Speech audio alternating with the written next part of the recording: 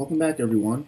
We're going to continue our discussion on mobile computing and wireless security, and we're going to look a little bit more in detail at the signal level of some of the radio frequency signals that allow us some different signal types like Wi-Fi and GSM, GPS, satellite, intermediate WANs, neighborhood access networks, things of that nature. We're going to take a little bit of a look at the physics that go behind it. You probably heard the term radio frequency signal, but I'm not quite sure how clear it really is, but it's important to have a pretty good grasp from a security perspective, and we'll see why as we get to the end of the discussion. But basically, when you send an electric current through a conductor, if you think it's back to some of your physics, a magnetic field is induced. You get a magnetic flux around that cable. And so the waves that come from that cable are basically a combination of electric waves and magnetic waves. And we can direct those waves and beam them through the air, and we can receive them on the other side, decode the signals, and basically transmit data through the air rather than having to do it through a physical medium like a cable. So in order to do this, the waves have to oscillate very, very, very, very quickly. So I'm sure you're familiar with 2.4 gigahertz routers.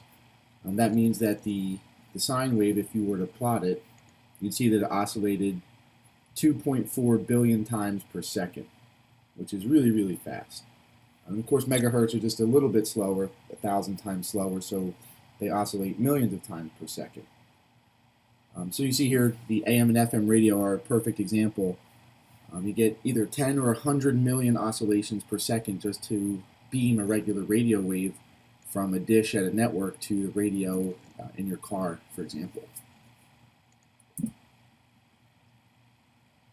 So that's fine. We can send signals through the air. That's good. We can get a signal to oscillate, but it's important to understand how we can actually encode data inside of that signal. In order to do that, we use something called modulation. I feel like modulation, in my experience, is a word that a lot of people have heard, but I'm not sure if they fully understand what it's used for. So you think of a device like a modem, and modem actually stands for modulate, demodulate. And all modulation is, when you modulate a signal, you are altering the physical characteristics of that radio frequency signal somehow. So if you see the picture on the right, I've thought that was a pretty useful graphic that demonstrates the difference between amplitude modulation and frequency modulation, which are the two types of radio that you get in your car or if you have a radio in your household. So notice the amplitude modulation AM signal on the top, that the amplitude varies with time. So time goes left to right. In the beginning, the waves have a higher amplitude, and they get smaller in the middle, and then they get higher again. So the modulation there is what we're doing to increase the amplitude. We decrease it in the middle, and then we increase it at the end. So if you were to draw a line over the top of that, you would see that that's the actual signal that's transmitted. So frequency modulation is a little bit different. You notice that in the graphic, the FM signal, you notice that the signal oscillates really quickly at first, so the frequency is very high. Then the frequency tails off a little bit, it oscillates a little bit slower in the middle, and then the frequency picks back up again. So we're changing basically how often the wave oscillates. We're changing its frequency with respect to time. So rather than doing amplitude modulation, we're doing the same thing. We're encoding data, but by modulating the frequency. So that's fine. We can beam these signals through the air, as we know, but you're probably familiar with the fact that your radio in your car, for example, if it's tuned to FM mode, so frequency modulation, you're not able to get AM channels. And the reason is because it doesn't mean those channels aren't arriving at your receiver in your car. They're still definitely arriving, but the modulation, the demodulation can't happen, because if you're trying to demodulate based on frequency, then if you're getting a signal that's modulated based on amplitude, you're not going to be able to decode it. So usually in your car or on your radio, you're probably familiar. You have to flip some kind of switch, or in your car, you push a button to get to the AM channels. That tells the receiver in your car will no longer demodulate based on frequency. Well, if I want to get AM channels, I want to modulate based on amplitude instead. So again, if you're in AM mode, those FM signals are still hitting your receiver. They're still being beamed out, but your receiver knows to demodulate using amplitude, so you can actually decode and listen to those AM stations. And so a device that can actually send and receive was sometimes referred to as a transceiver. Think of the radio in your car. That is just a straight receiver. It just receives the AM, FM signals, demodulates them, sends them to your audio subsystem, to be played through the car. But a transceiver might be something like the router in your home, where you're transmitting data to the internet and downloading data from the internet, so it's bidirectional. And of course, a cell phone.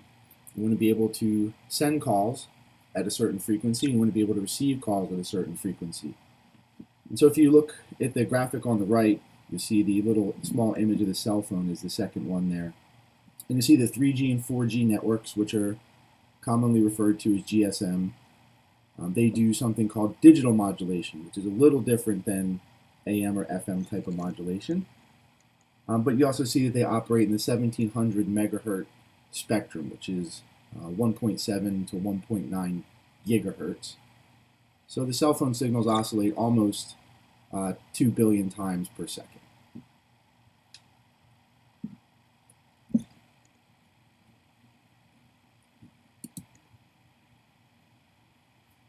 Okay, so I want to talk a little bit more in that we understand signals at a pretty basic level. I want to talk about Wi-Fi in particular.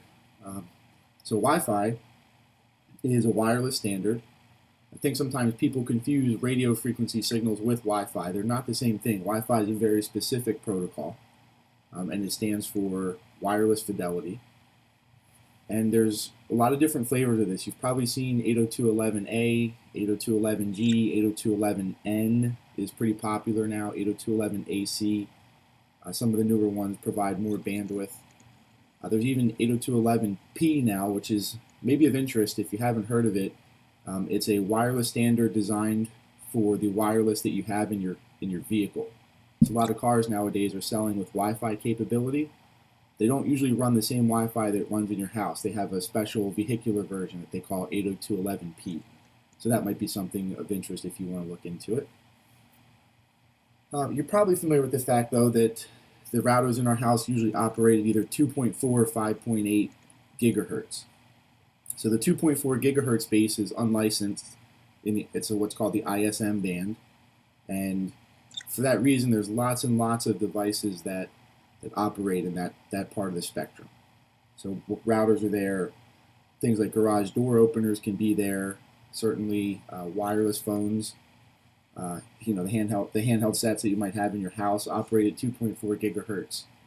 So it certainly used to be the case that if you were on Wi-Fi and someone in the house picked up a phone that was operating at the same frequency, the devices would collide, and the phone would knock the Wi-Fi router offline. So you can see on the right here that there are 14 channels in the 2.4 gigahertz band. Each of those channels are about 23 megahertz each. So if you wanted to optimize the throughput, you would arrange the channels so that they were non-overlapping, and that's exactly what you see in the right. So there are about, so for channel 1, you see that it's centered on the 1 number line there. You have 12 megahertz to the right and 12 megahertz to the left, so it's a 24 megahertz channel. And we were able to fit 4 of those consecutively without them overlapping. So certainly it's the case that you could fit more. You could stick one, centered at 3. Let's say we could add another channel there, but it's going to significantly interfere with channels 1 and 6, specifically where where the drawing would overlap. So you'd get lots of contention. So we try to spread the channels out so that there's no fight for bandwidth. A lot of times what you'll see if you use maybe Verizon, let's say, so I ran into this issue one time. I was living in an apartment and I got the default configuration on my Verizon router out of the box. And I was getting really strange disconnect issues that I couldn't at all figure out. I looked at my laptop, my phone. I looked at my wife's laptop and the tablet and the printer, and trying to figure out what was knocking it offline, but I could not. So I hop into the router and I look at the default configuration. I realize it's set to channel 6, which is a non-overlapping channel. So, okay, that's good. The problem was that every other Verizon Fios router that was in my neighborhood, well, at least within range, was also set to channel 6. So if you put a little app on my phone to look at like a Wi-Fi finder, and all the channels were set to 6 at a slightly different frequency, but they were all overlapping. And so you're getting extreme amounts of contention with all the people around me. So I configured my router. I hopped over to channel 1, where there were only a couple people, and the performance improved dramatically. I got no more disconnects. So hopefully that gives you a little bit of intuition about why overlapping channels are bad. Excuse me. So even though there are 14 channels in theory in the 2.4 gigahertz spectrum for Wi-Fi, it was really, in the United States, we only use 3 of those channels. 3 of those channels, 1, 6, and 11. And the reason is the band up above channel 13 is usually used for more public things like radio communications. There's certain types of non-commercial, so maybe like an intelligence or weather satellite that use that band. So usually 13 and 14 are off limits there. So the 3 channels that we use are 1, 6, and 11. And that's how we try to maximize the bandwidth using 3 non-overlapping channels. Excuse me. And now increasingly, I think you're seeing 5.8 gigahertz Wi-Fi routers are becoming a little bit more prevalent. So the 5.8 gigahertz is obviously a little more than double the frequency of the 2.4 gigahertz router. And so what that means is, since the signal's oscillating faster, it actually doesn't go through things like walls and doors quite as well. So the range is a little bit more limited. The durability of the signal is a little more limited. But of course, it can transmit data faster, so you do get more bandwidth, and you do get more channels, as you can see below. There's a lot more channels with 5.8 gigahertz Wi-Fi. And right now, currently, there's far less devices operating in that band at the 5.8 gigahertz part of the spectrum. So you can expect in general to have less issues with communication and things like overlapping channels. But give it 5-10 years, I'm sure the 5.8 gigahertz area will become crowded as well. But for now, it definitely offers much faster speed and a significant larger number of channels. The last signal thing we'll talk about is pretty straightforward. We'll talk about power and antennas and how they actually transmit.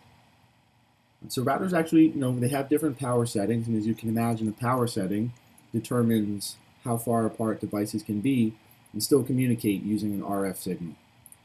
So at the top of the image there, you see 2 laptops or smartphones or cheap routers, it says. They're operating at 10 milliwatts, so 10 1,000ths of 1 watt.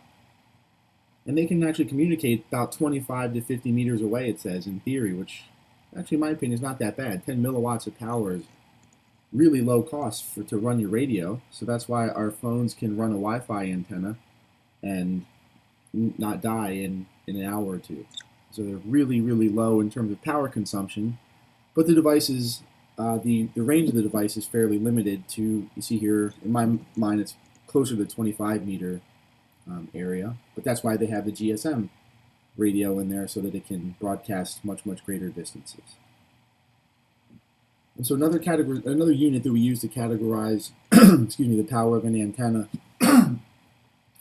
are called dBm, which is a decibel relative to a milliwatt. And you can see the equation here. The number of dBm is equal to 10 times the base 10 log of power divided by 1 milliwatt. So for example, if we have two laptops here, and you can see in the drawing that they transmitted 10 milliwatts. If we were to plug that in for P, 10 milliwatts divided by 1 milliwatt is 10. So the base 10 log of 10 is 1. So x is equal to 10 times 1. So 10 decibels relative to a milliwatt is equal to 10 milliwatts. So basically for P, just plug in your number of milliwatts, take the log base 10, multiply by 10, and you get your dBm. As far as I can tell, when I've seen it used, it's really just a matter of convenience. It is really just an integer multiple of the base 10 log, so it follows the log graph pretty closely. And so as the number of milliwatts grows, or the number of milliwatts becomes quite far negative, it kind of regularizes. You get this nice range of values of dBm. So as you see in the picture to the right, in the second drawing, the indoor home and office router, 100 milliwatts is just 20 decibels relative to a milliwatt. And at the very bottom, 500 milliwatts, which is a half a watt, right, that's starting to really jump up in power, but it's really just 27 decibel relative to a milliwatt. So I think it's just used for regularization more than anything, but you can see the two used interchangeably when you're talking about antenna power. So the very common type of router, the kind that you have in your household, is called omnidirectional, and that's the second drawing with the yellow office routers. And they extend the network by about a factor of 2. So you can communicate, think on an office floor, or in a building or something like that. 50 to 100 meters is pretty good for office or school Wi-Fi maybe. And so the omnidirectional antenna bursts the signal out in all directions in a circular pattern around the tip of the antenna. But the problem is there's the same amount of power and you're using it to distribute the signal in all directions. So the people who do get that signal, they get it at a lower power level, which means you have to be closer, in this case 50 to 100 meters away from the antenna source in order to be able to receive the signal. Compare that with the antenna below it, which is called a sector antenna, or a sector router in this case. You can see that they have, basically it's a partially directed beam. So it's not omnidirectional in the sense that it doesn't broadcast in all directions around the antenna source, but it does have a specific sector that it broadcasts out to. And that is usually somewhere between about 30 up to 120 degrees is the broadcast angle. It varies. And so obviously the more narrow that sector is, the higher the power, and the wider that sector becomes, the power has to be distributed to broadcast like that. So the wider the sector, the smaller the received signal is on the client side. And then perhaps most obviously at the bottom we have a directed or focused antenna. And as you can see, they don't cover a sector. They don't cover sort of concentric circles. It's just a directed beam. They're aimed right at one another. And in this case, you can really, really extend the range pretty greatly, pretty significantly. So for even outdoors, you can get 10 up to 20 kilometers in between these access points by using a higher power, so much stronger beam, but it's narrow and focused, so that you can transmit basically in a direct line. And of course, if you have a direct line of sight, that's the ideal case to be able to transmit most clearly. So 3 types of antennas. You're probably familiar with the omnidirectional antenna, which is what we connect to most often in coffee shops and airports and at home. But there are a couple out there used for different communication methods. Great, so we took a little bit of a deep dive into the physical composition of Wi-Fi signals, but we didn't talk anything about security. So as those Wi-Fi signals or other RF signals, GSM or Bluetooth or anything else, GPS, as they're being transmitted, we didn't mention how to protect that data from being stolen. And in fact, right out of the box, there is no secure secure method built in. The RF part is really just designed to transmit the data from one point to the other. So we have to build protocols on top of that to protect the data while it's in transit. So I'm going to talk about a fairly simple Wi-Fi protocol. It's an encryption protocol that's also used for authentication. It's called WEP. And you've probably heard of it. It's pretty simple to set up on your home router. Nowadays it's insecure, so hopefully you're not using it. But it's called wired equivalent privacy. And it is definitely not that. Not that the wire is much more secure, but the idiosyncrasies with respect to security that Wi-Fi brings up, this really doesn't do too great of a job. But it does have some benefits. So I'll tell you a brief introduction to how WEP works. WEP uses a cipher called RC4. And RC4 is a stream cipher. It was created by Ron Rivest, so he's a big name. I think he's at MIT now. He created this in 1987, and it came out in 1994 to the public. So there's a way to choose a key. There's an algorithm for this, and if you're interested, I can share more details with you about it. But the key is chosen based on a certain schedule. It's roughly random, but you'll end up with choosing a key based on the schedule. Once you take the key, you use some sort of pseudo-random number generator, PRG. So you'll take that random value, which we call an initialization vector, an IV. So pay close attention to that. You can think of it as a random nonce. It's just some garbage value that's generated, needs to be random. And you concatenate that to the key that was chosen based on the key schedule. And you use that as your seed for the RC4 algorithm, which basically is your initial configuration for RC4 for how it's going to operate. Once you've seeded the algorithm, it outputs a key stream. And what I mean by that is it's just a series of random bits based on the algorithm, but the algorithm depends, of course, on the seed, which should be random if the initialization vector was chosen at random. So it's just going to be a continuous stream of random zeros and ones. And so we run that stream in parallel by the input data, which is also a stream of bits. And then we go one for one, XORing them together. So you can see in the drawing at the right, I'm going to start on the far right side. We XOR the 1 at the top with the 0 on the bottom, and of course logical XOR of 1 and 0 is a 1. We do the move one step left, XOR 0 and 0, and the result is a 0. And next we XOR 1 and 1 and we get a 0. And finally we XOR 0 and 1 and we get a 1. So that's kind of how the key stream works. It just simply gets XORed with the plain text, and then the decryption works the same exact way. It just gets XORed with the ciphertext, you XOR the key, and you get back the initial plain text. So the nice thing about RC4, it's a fairly simple algorithm, and as we talked about in the discussion about SSL, we said stream ciphers tend to be much faster than block ciphers like AES. So it's very simple. It's actually quite fast, but it kind of lacks in the security area. So the simplicity and the speed don't really help, unfortunately, anymore. And just as a note, I was thinking about this. If you notice that the key stream XORed with the plain text yields the ciphertext, therefore the ciphertext is going to be the same length as the plain text because we're XORing it bit by bit with the key stream.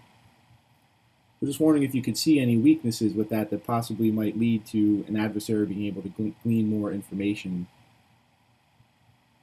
So I'm asking you if the encrypted output stream being its length is a function of the input, is that somehow a weakness? And the answer is definitely yes. So there are some more profound implications, but one is that you know the length of the message. And so you can begin to say what that message might be, and you can certainly rule a lot of things out. So if you have a message that doesn't match the length of the ciphertext, you know that the ciphertext doesn't represent that message. So knowing the fact that the length of the ciphertext is a function of the length of the plain text, that's actually a weakness in cryptography, so just something for you to keep in mind.